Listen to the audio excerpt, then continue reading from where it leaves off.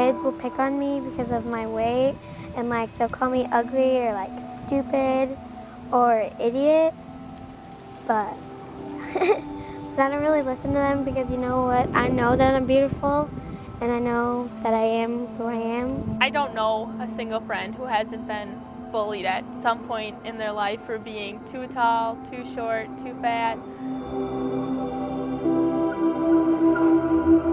And he slapped me across the face, and by that time I was crying because it hurt. And he kept slapping me across the face, probably about 15 to 20 times. And I noticed that there was a huge circle of people standing around and no one spoke up. I've been bullied a long time. It's because I'm a tomboy and I wear guy clothes. A lot of people think that I like the same gender when I don't, and they like to mess with me about that. Some people just think I'm different because I don't do girly things, and they think it's cool to mess with me, and they try to boost themselves up when I'm getting knocked down. A lot of my friends, like way too many of them, have had at least one like really bad bullying experience. It's just a terrible thing to go through, and I've just seen them go through that. It just breaks my heart. People would try to see more of the chair than me as a person. It was kind of more like, well, he's different than us. He seems like an easy target. Let's pick on him.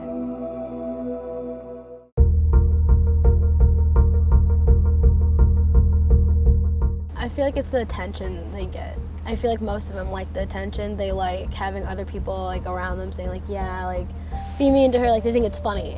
And some people just do it maybe because that's how they get their anger out. So when I bullied other people, I felt a lot better about myself because I didn't feel so, weak or powerless.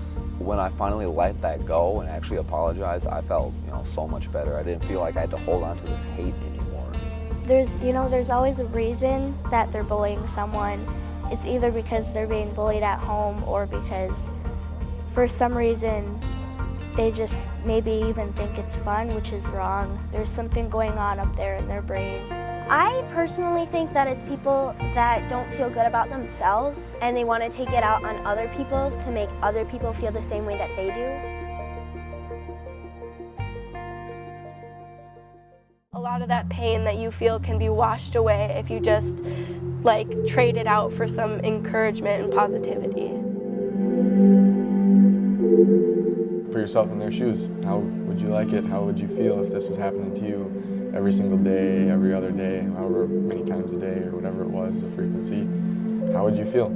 You're gonna like it, or are you gonna be okay with it? Is it gonna make you happy? Probably not. So why would you want to make somebody else feel that way? So we need to understand that what we're doing on social media translates into the real world, and this is how we're raising our children to be that way and to not care about people's feelings or that their words and actions don't have consequences. They do. We have to be good role models in that sense. And I try to do that at school as a teacher too. I really try to foster respect and empathy in my classroom all the time, and I think parents need to do that also.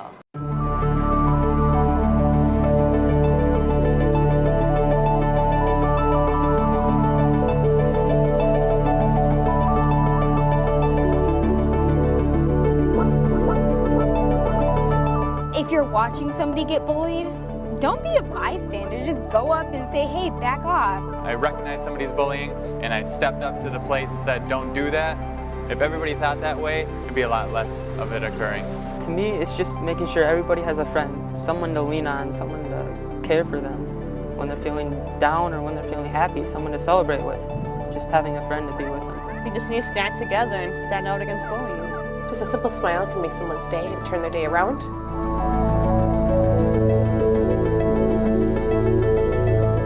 If you witness it, you could speak out and stand up for that person.